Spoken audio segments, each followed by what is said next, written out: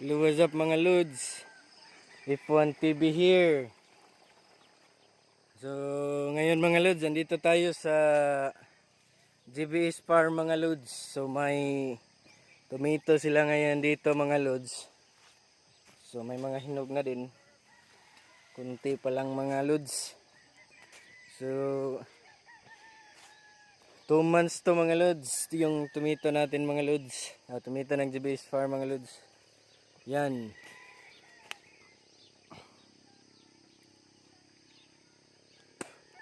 Sa pagtanim nito mga Lods, mga nasa estimated 18K.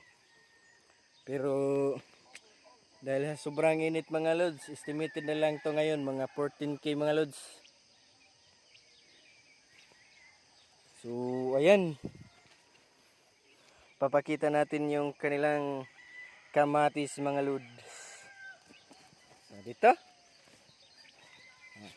may mga bunga na mga Lods. So, may mga sakit naman talaga mga Lods, pero bumunga naman. So, hindi masyadong mataba yung kamatis dito ngayon sa GBS Farm mga Lods. Mag-spray tayo ngayon mga Lods sa protection sa mga Lods para sa mga ganito mga Lods.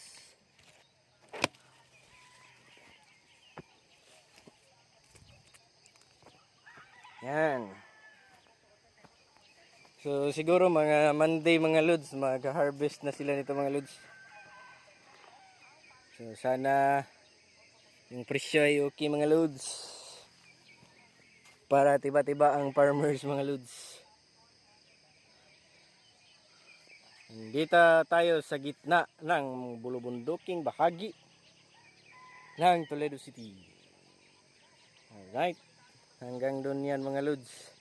Doon pa mga Lods. At saka doon, itong banda mga Lods.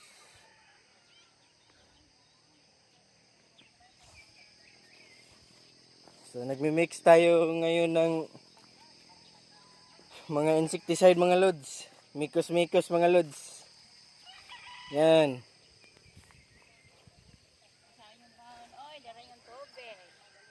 Yan mga Lods.